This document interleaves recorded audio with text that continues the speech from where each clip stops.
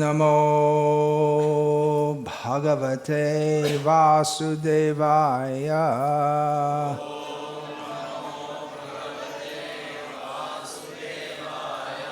Om Namo Bhagavate Vasudevaya.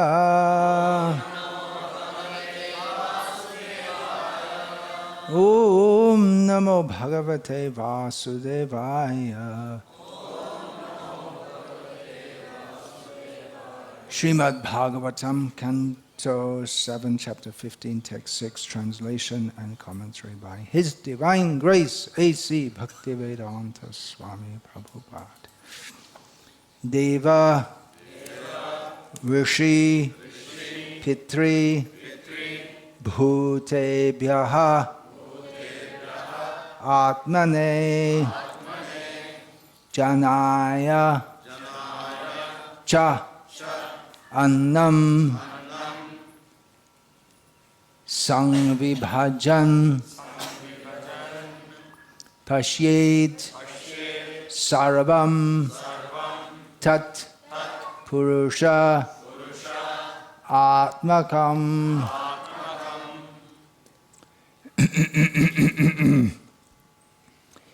Devarshi Pitri Bhutebhya Atmane Svajanaya Cha Annam Sangvibhajan Pashyet Sarvang Tat Purushatmakam. Devarshi Pitri Bhutebhya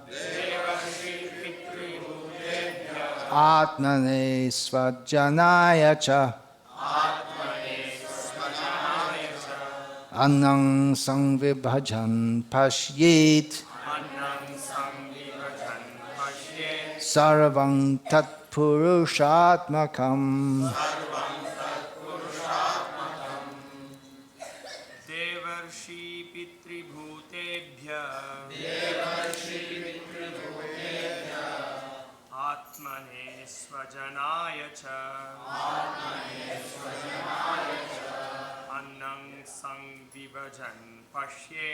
Atman Sambhibhajan Pashyet Sarvang Tat Purushatmakam. Devarshi Pitri Bhutebhya Atmane Swabhijaya Cha Annam Swam Vibhajan Pashyet Sarvang Tat Purushatmakam. Deva, unto the demigods. Rishi, saintly persons. Pitri, forefathers. Bhutebhyaha, the living entities in general. Atmane, relatives. Swajanaya, family members and friends. Cha, and. Annam, foodstuff. Prasad. Samvibhajan, offering. Pashyet, one should see. Sarvam, all. Tat, them. Purusha, Atmakam, related to the Supreme Personality of Godhead. Verse translation. One should offer prasad to the demigods, the saintly persons, one's forefathers, the people in general, one's family members, one's relatives, and one's friends, seeing them all as devotees of the Supreme Personality of Godhead. Purport. As mentioned above, it is recommended that everyone distribute prasad, considering every living being a part and parcel of the Supreme Lord. even in feeding the poor, one should distribute prasad. In Kali Yuga, there is a scarcity of food almost every year, and thus philanthropists spend lavishly to feed the poor. For this, they invent the term Daridra Narayana Seva. This is prohibited. One should distribute sumptuous prasad, considering everyone a part of the Supreme Lord, but one should not juggle words to make a poor man Narayana. Everyone is related to the Supreme Lord, but one should not mistakenly think that because one is related to the Supreme Personality of Godhead, he has become the Supreme Personality of Godhead. Narayana. Such a Mayavad philosophy is extremely dangerous, especially for a devotee. Sri Chaitanya Mahaprabhu has therefore strictly forbidden us to associate with Mayavadi philosophers. Mayavadi bhasha shunile hoy sarvanash. If one associates with the Mayavada philosophy, his devotional life is doomed.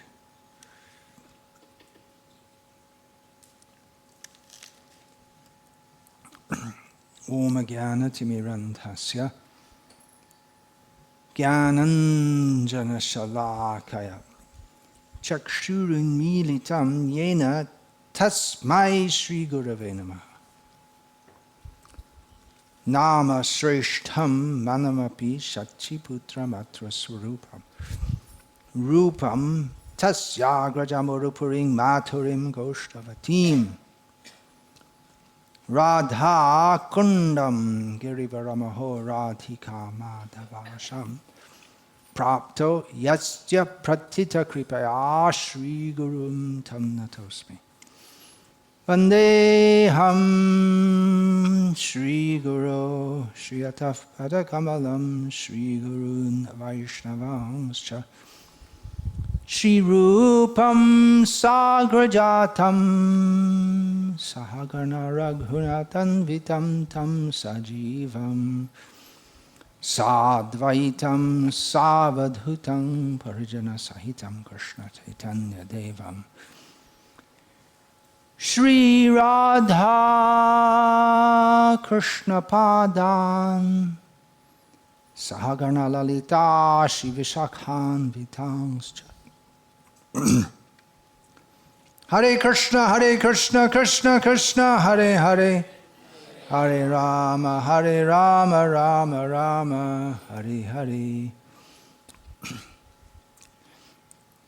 The Krishna conscious movement is a welfare movement. It could be described in various ways, as a religious movement, as a cultural movement, as a spiritual movement, as an educational movement. It can also be described as a welfare movement. Welfare activities are performed by persons who perceive that they have something which other people or other living beings, or maybe the whole earth, planet, lacks, that by sharing what I have with others, they will be benefited. So the Krishna conscious movement is a welfare movement, but it's very different from the many other welfare movements in the world, because our understanding of what constitutes welfare is radically different from that of what other people consider to be welfare. People in the bodily concept of life consider helping the body by clothing it, feeding it, educating it. These are welfare activities, or by providing infrastructure whereby a whole society can function in a manner more efficiently for its fulfilling its material needs. However, the Krishna conscious movement sees all this as not being welfare in the true sense of the term. It sees it as being a diversion from the real need. What do people need? People need more than anything, or the only thing, to know that all the suffering that I and others are undergoing is due to forgetfulness of and lack of surrender to Krishna. So the Krishna conscious movement tries to give this knowledge and tries to bring people in contact with Krishna consciousness for their ultimate welfare. But in some areas, the welfare activities of the Krishna conscious movement and the welfare activities of the non-devotees, that can overlap. And most prominent is in distributing prasada, which is seen by material, or it can be seen by materialistic people, especially if we distribute prasad to hungry people. It can be seen by materialistic people as, oh, they're doing good work, they're feeding the poor, but our motive is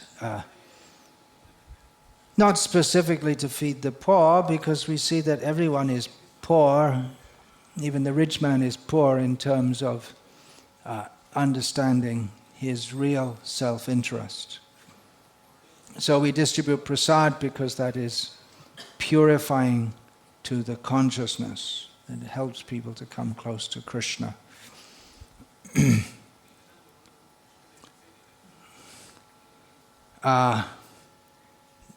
Now a quote from Sri Bhakti Siddhanta Vaibhava, Volume 1, Chapter 22, Altruism and Charity.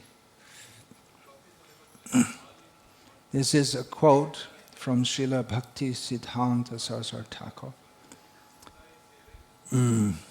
It is not incorrect use of wealth if some portion of that mercy is awarded to requesting poor people. That is its proper use. To distribute prasad is the compulsory duty of Grihastha Vaishnavas, even though their woebegone condition is a corollary of their own karma. The impoverished are still the Supreme Lord's creatures. Therefore, to help them is the duty of the well-to-do. At the same time, to think of the poor as Narayana is only blindness to truth and a great offense. Vaishnava householders are not renunciants, monists, or worldly materialists. Just as grihastas maintain as God's people their wife, children, and relatives, even if they are not devotees of Krishna, so too should householders help the deprived and distressed. From elsewhere in that chapter, during Srila Saraswati Thakur's Vyasa Puja celebrations, hundreds of needy people were given uncooked rice, cloth, and other such gifts, and on certain other festival days there would be Kangal Bhojan, feeding the poor. From elsewhere in that chapter, we shall offer such aid as food and clothes to whoever has faith in Godhead and has begun devotional service. We should feed and clothe the poor and provide them other benefits in order to make them serve Hari. Otherwise, what is the use of nourishing a snake with milk and bananas? That is not kindness, rather it entraps people in Maya. The first quote I gave seems to have been typed out wrongly.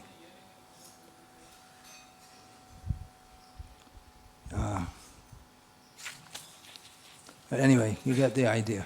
Now, the rest of the talk I'm going to give here is going to be based on some questions and replies between some of my learned and intelligent and thoughtful disciples regarding these topics. Now, as per the quotes from Sri Bhakti Siddhanta Vaibhav, helping the impoverished with an understanding that they are the Supreme Lord's creatures, along with performing the highest welfare by spreading Krishna consciousness, seems to be recommended activities for devotees. Oh no, that's 1 to 3. That means the quote from the purport that we just read, plus the first 2. And then in the fourth quote suggests that such needy people should be devotees only. Not exactly, but to whoever has faith in Godhead. Sorry, that's correct, yeah. But in the same quote, we shall offer food and clothes to whoever has faith in Godhead and has begun devotional service. And then he goes on to say we should feed the poor and provide them other benefits in order to make them serve Hari. Yeah, so it's for people at least in some rudimentary stage of devotional service. Now, compare this with Srila Prabhupada refusing a request made to him by a member of the on behalf of the Andhra Pradesh Relief Fund. There was a terrible drought going on in Andhra Pradesh at the time. And the Andhra Pradesh Relief Fund, which was constituted of wealthy and concerned citizens, were pooling together their resources to try to relieve the suffering populace, and they wrote to Srila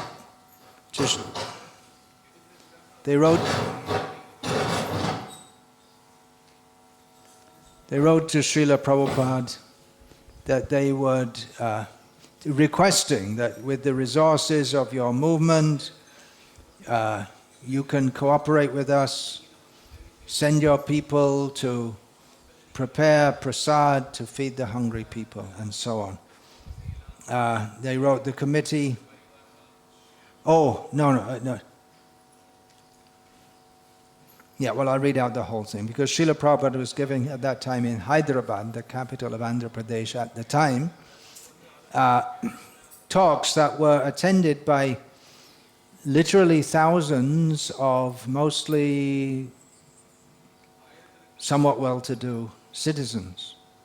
So the committee would like to suggest that members of your society appeal to the bhaktas attending your discourses to contribute their mite to the Andhra Pradesh Relief Fund.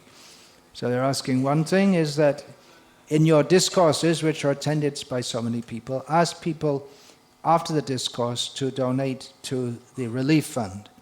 The committee is prepared to send some of its representatives along with members of your society wherever you wish to distribute prasad to the hungry millions in the state. A request that Srila Prabhupada refused and said that you should join us in spreading Krishna consciousness. We're not going to go and distribute prasad in the name of poor feeding to the hungry. So there appears to be a contradiction between these various quotes. So how to resolve this? And then some of my disciples came up with some analysis. There are 3 different sets of instructions for different kinds of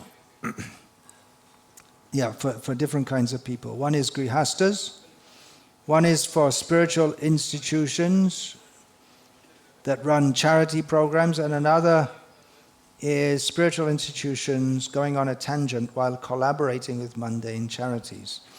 So Grihastha devotees should compulsorily distribute prasad to the deprived and distressed, even if they are non-devotees, just as they maintain their immediate family, even if they are non-devotees.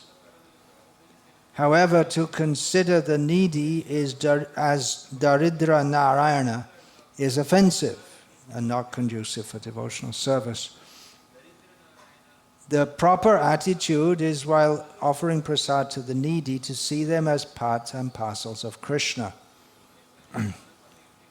The system is, as we learn from Srila Prabhupada, that Grihasthas should call out at the time of distributing meals, which in a devotee's home means Krishna Prasad, they should call out any hungry person around. You please come and take your meal. Now you may think you'll get swamped if you do that. But then if all the Grihasthas did that, then you wouldn't get swamped. If only one does it, then you would. The example is given of Ranti Dev, who after fasting for so long, he gave all his food away to various personalities who arrived, and then he gave the last. He couldn't even take any water because he gave it to quench the thirst of an apparent chandal, although all these persons, they were actually demigods coming to test him. We find in the Bhagavatam also that it's the duty of Grihasthas to maintain all the living beings in their house, even a snake who's living close by. That brings up another question. Should you maintain a poisonous snake? Well, then we also have the Mudita Sadurapi. What is it? Sarpa? Vrishchika Sarpa Hatya. Yeah. Mudita Sadurapi Vrishchika Sarpa Hatya. When a scorpion or a snake is killed, a saintly person becomes happy. So how to adjust that? Well, a poisonous snake, I guess that may be.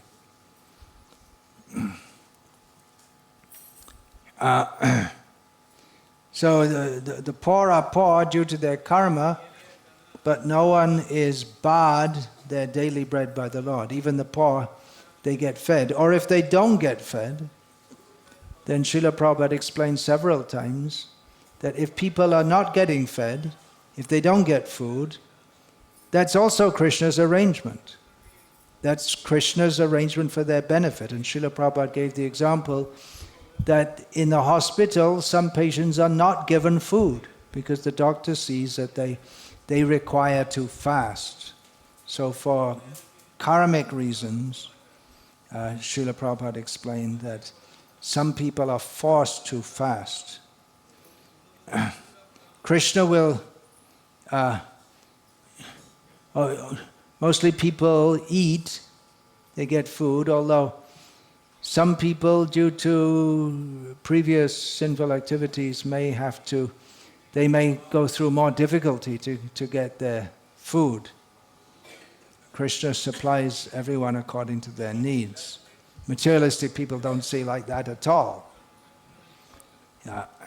If we were to say, oh, so many people are hungry, yeah, that's what God wants. So people would be shocked and outraged at such a thing. But Krishna also acts through the medium of others, and therefore he says that Grihasthas should distribute food. And that's supposed to be for all Grihasthas following Dharma.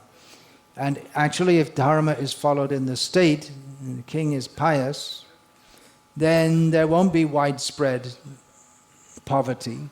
And even those who are poor, there'll be plenty of people to feed them.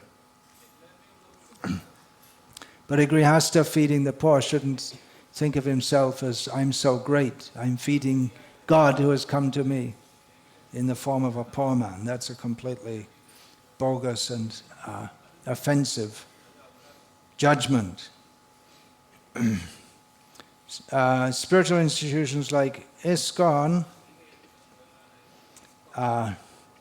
is supposed to be, the members of ISKCON who are acting within the jurisdictions of the temples, they're not supposed to keep anything for themselves. Within the temples, Srila Prabhupada said there should be brahmacharis and sannyasis, and grihastas can be maintained with a very minimal stipend. Otherwise, grihastas should work outside, or they should arrange their own economic needs. So whatever wealth comes to a renounced person or brahmana, they should use for spiritual uplift of others. It is not the duty of a spiritual institution to feed the poor. And actually, this idea that religious institutions are meant to organize hospitals and all this kind of thing, that wasn't there until the Christians came.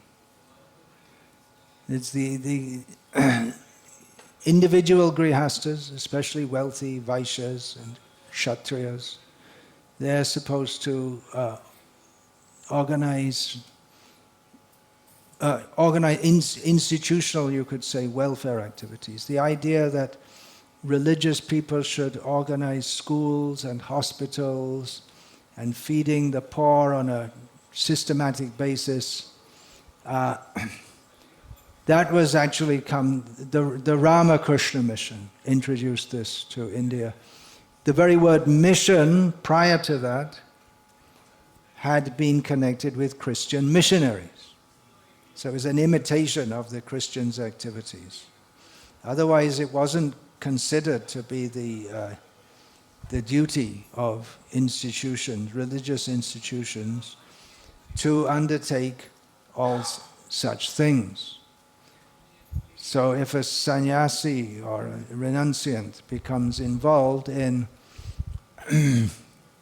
organizing food distribution and hospitals, and so on, food distribution, as I say, on a systematic, regular basis, then that's paradharma bhayavahat, Krishna says in Bhagavad Gita twice. It's very dangerous and wrong to take up the duty. It's someone else's duty to do that. So of course, not everyone in ISKCON is going to be renounced, but Srila Prabhupada wanted the temples to be centers of brahmanas to set the highest standard. He wanted to establish Varnashram society. So in Varnashram society, all the material needs of human society are covered by that. So it's the grihastas who are supposed to take up feeding the poor, generally on an individual basis. On certain occasions, just like it's mentioned here, the Vyasa Puja of the spiritual master, of Srila Bhaktisiddhanta Saraswati, there was feeding of the poor, and Srila Prabhupada instituted that. He wanted to do that daily in Mayapur. At that time, in the early 1970s, there were many, many poor people, totally indigent actually. There were refugees flooding in from Bangladesh. And it was for several years, it was unmanageable by the government of West Bengal or the central government. There are all these people, how do you feed them, where do they live? And there was tremendous poverty, especially in Calcutta. And Srila Prabhupada instituted there should be regular prasad distribution at ISKCON Mayapur. And that was called ISKCON Food Relief. When Jayapataka Maharaj asked about going outside to distribute prasad to emergency areas, like where there's floods and things, Srila Prabhupada specifically said not to do that. Srila Prabhupada said when there's traveling Sankirtan parties who distribute books and do programs, then you can distribute prasad like that, but not going to emergency areas. So you see that it's allowed, but under some restrictions. The general point is that as a spiritual institution, it's not supposed to get involved with fulfilling the material needs of others, because the spiritual institution has a higher duty. Material needs of others need to be fulfilled. There are many organizations doing that. Even all the organizations in the world, they'll never feed everyone, as Srila Prabhupada once quoted to some Christian priests who came to see him, when they asked about feeding or helping the poor, and Srila Prabhupada quoted Jesus, saying that the poor will always be with us. In other words, however much you try to help the poor, there'll always be poor people. So, to try to eradicate poverty, Garibi Hatao, that was the election slogan of Indira Gandhi at one point. Garibi Hatao means drive out poverty. But there's nothing can be done to totally drive it out. So spiritual institutions, they have to, because we have this highest knowledge, this highest understanding, then our duty is to fully concentrate on giving that. Otherwise, the tendency is to get diverted. So, distributing prasadam and even clothes is mentioned here. That may be done, but in a manner that we don't get diverted into giving all our energy or putting a large part of our energy into that. I have heard that at the Ritvik temple in Bangalore, we know from Ananta Vasudeva, because he first came in contact with Krishna consciousness by being employed by them to go and give presentations in colleges, preaching. He was paid by them to preach. So you show the slideshow, 1, 2, 3, 4, you say this. So they get, this way they get young people to come, and they get young men to join, and then they send them out with a briefcase to collect money for their, what do they call it? Akshaya Patra, yeah. So that's the whole thing. It's, you pay people to preach, you bring people in, and then you generate money by collecting donations like that.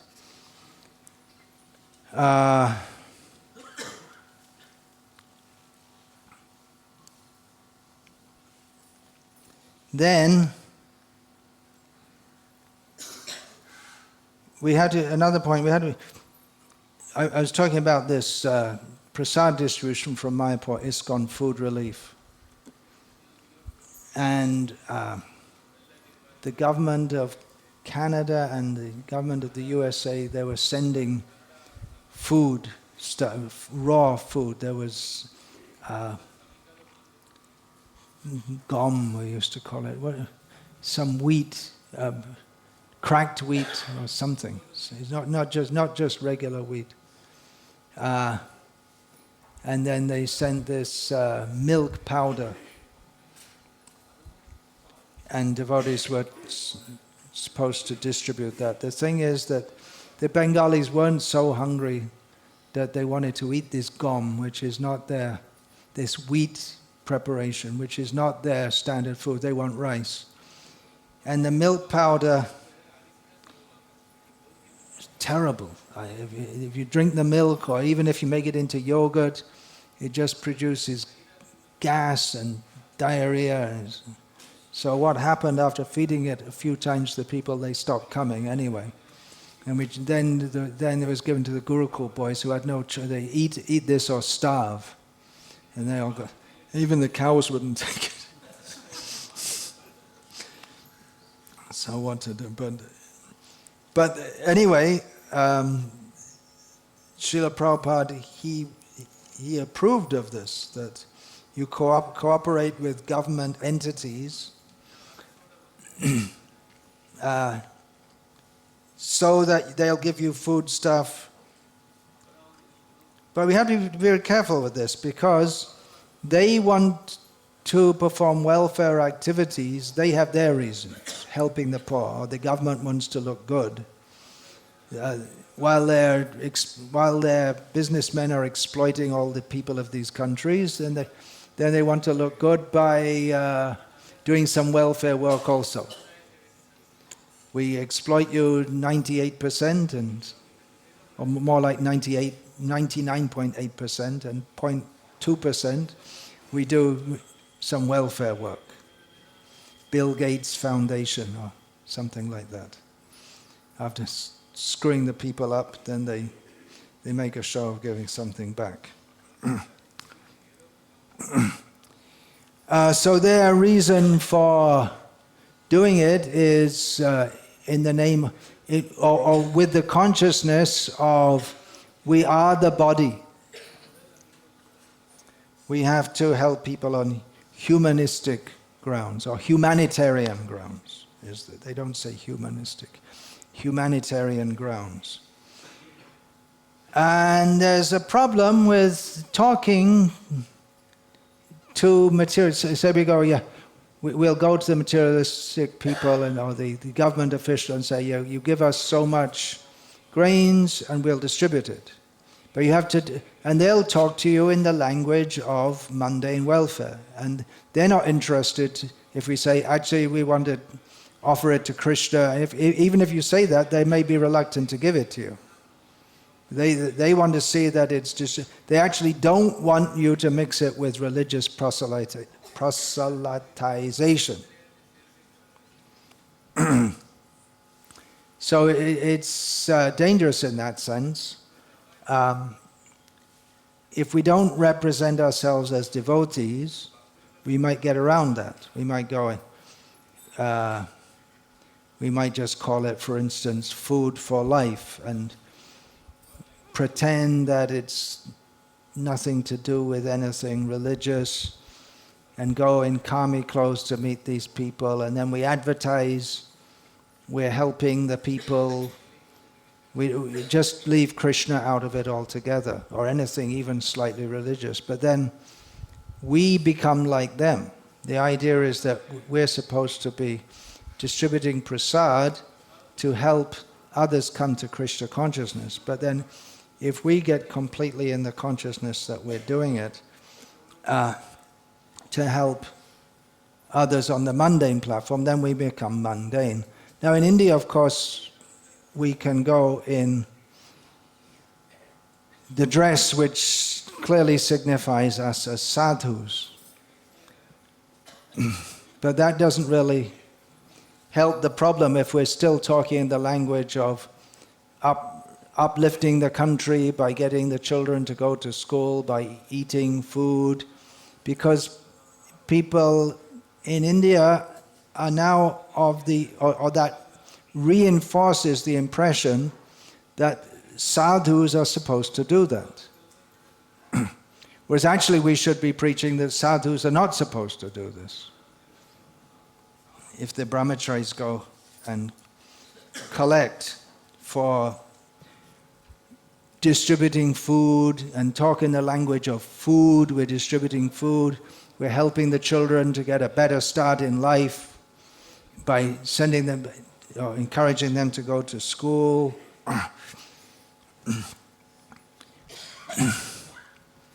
In this regard, I must say that I appreciate the efforts of in London of the Hare Krishna Food for All, which is done by Parashuram and team for so many years.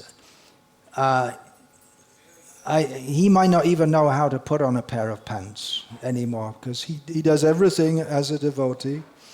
As Prabhupada said, to distribute food without giving spiritual knowledge is nonsense. So he does everything very clearly as a devotee, they take donations of food, they cook it, they distribute it as devotees with tilak, and they do a lot of kirtan along with it, and they arrange programs, so they don't try to pretend they're nothing to do with Krishna consciousness. But if we do try to promote that, we're helping the poor and this and that without mentioning Krishna, then we ourselves may get into that consciousness. And it's a grave danger because what happens is, if we tell people we want to distribute prasad, we want to distribute this knowledge, and people in general are not very interested in that. And they don't very much appreciate it, and they might be against it. If we tell people to surrender to Krishna, then we meet opposition. If we say that we want to distribute food, then it's hard. Mostly everyone will appreciate. They won't protest. They'll say, very good. So it's much easier for us also mentally to say that we're helping the poor, this, that, than saying that even the rich need help. They need our help. Even the highly educated need our help. Here I am, Ramdas Brahmachari, no education. No, what is your educational qualification? I know how to put my thumbprint. But I know Krishna is the Supreme Lord, and you need to know. I'm a IIT graduate. What have you got to tell me? Everything. Everything you know is hogwash. They won't listen. They're not interested to listen. I have nothing to get from you. I am educated, rich, respectable. You're just a sadhu because you couldn't fill your belly. Now you want to tell me what to do. People will not. This is the kind of opposition we come up against. But if we say, we're feeding the poor, we're distributing pairs of shoes to all the school children in Andhra Pradesh, people say, oh, very good. Very good. Very good. And they like to donate. So we become popular, we get money. With the money we can expand our activities. So everyone's happy, everything's nice, but the only thing is we don't really spread Krishna consciousness. Krishna consciousness is somewhere at the back, or we may do it in our own temple, but the face that we show to the world is not Krishna conscious. We should consider that why Srila Prabhupada, he was so strongly rejected that offer from the Andhra Pradesh Relief Committee, which was given very politely and with very feelingly. It's a pathetic situation. So many people are starving, and their cattle are starving, and let's cooperate. But Srila Prabhupada was cautious about that. And then people think it's our duty to feed the poor. I mentioned that about the distributing shoes to the school children in Andhra Pradesh, because that actually happened. Again, the Bangalore Akshay Patra people, someone had the great idea to do that. They want to sponsor pairs of shoes for all the school children in Andhra Pradesh, and they approached the Akshay Patra, who's the real purpose of the Krishna consciousness movement is to distribute Krishna consciousness. I may say, well, we're doing that by giving prasad in the schools every day, but people see it as being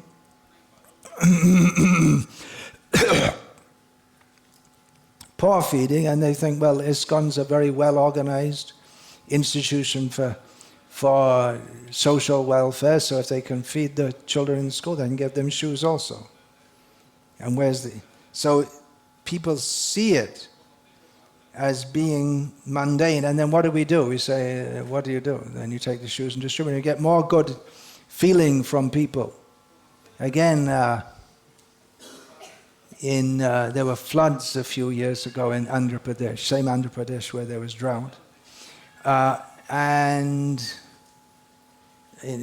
someone in America who was earning lots of money, in his home area, he wanted to sponsor the rebuilding of houses for so many people's houses who had been destroyed. And he thought, what better organization to approach than ISKCON? So then ISKCON becomes involved in rebuilding houses that had been destroyed in the flood. It's a slippery slope. You're on a steep slope, it's slippery, you start sliding and sliding and sliding more and more.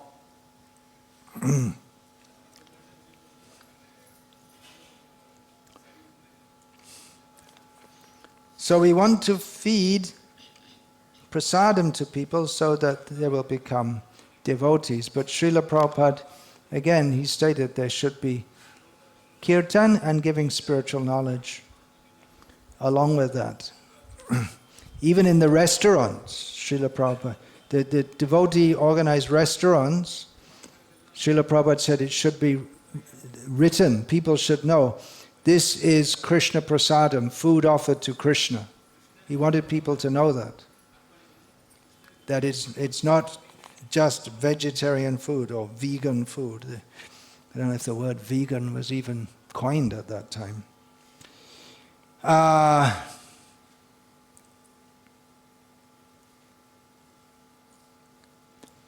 So really it's the duty of Grihastha devotees to feed the poor. His main duty toward other living entities is to help them get Krishna consciousness. As a Grihastha within Varnashram society, it's his duty to feed the poor who happen to come around his house at mealtime. How practical it is to do that in the present day and age, we have to see. Srila Prabhupada, of course, he was raised in Calcutta, and there must have been so many poor people at that time also. His father would invite 1 or 2 sadhus every day. That was his way of fulfilling that Grihastha's duty. So every day at lunchtime, they would feed some sadhus.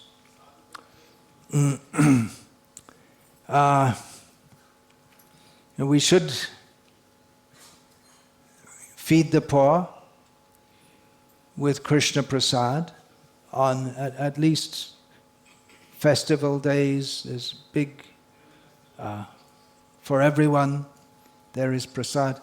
In holy places, we see, just like many years ago, I went to Chitrakoot, and there are many ashrams like this where they feed whoever comes at midday, but everyone has to sit down and chant Ram Nam for 1 hour prior to being fed.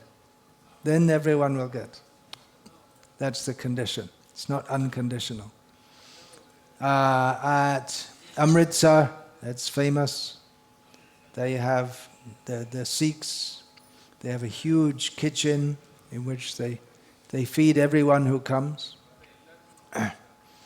And in general, in the Sikh religion, actually all religions, they have the idea that you should help the poor. But that's not the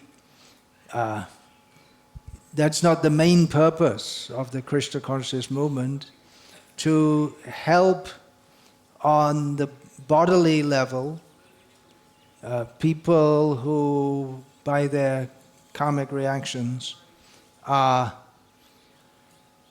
less fortunate than others, because devotees see everyone as being unfortunate, without everyone who doesn't have Krishna consciousness.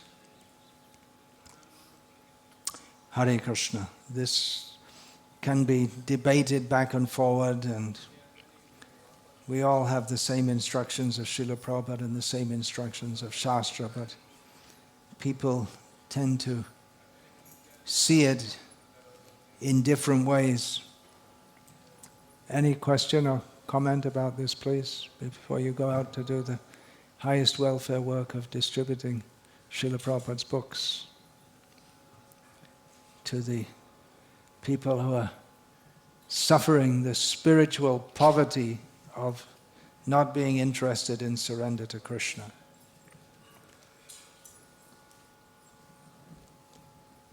All right then. Hare Krishna, all glories to His Divine Grace, Srila Prabhupada. Vancha kalpatarubhyascha kripa sindhuvibhaja. Patita nam pavanebhyo vaishnavebhyo namo namaha. His Holiness Bhakti Vikasa Maharaj ki.